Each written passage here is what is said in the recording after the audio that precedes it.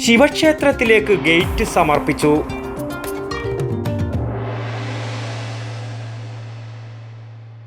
പയ്യന്നൂരിന്റെ വെങ്കലപ്പെരുമയും തഞ്ചാവൂരിന്റെ ശില്പചാതുരിയും ഇവിടെ സമന്വയിക്കുന്നു.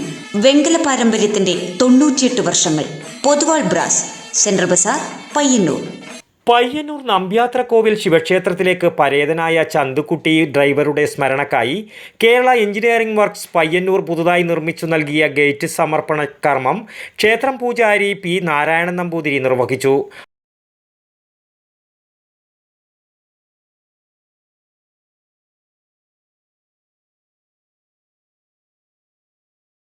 അമ്മാളു അമ്മ താക്കോൽ ദാനവും നിർവഹിച്ചു.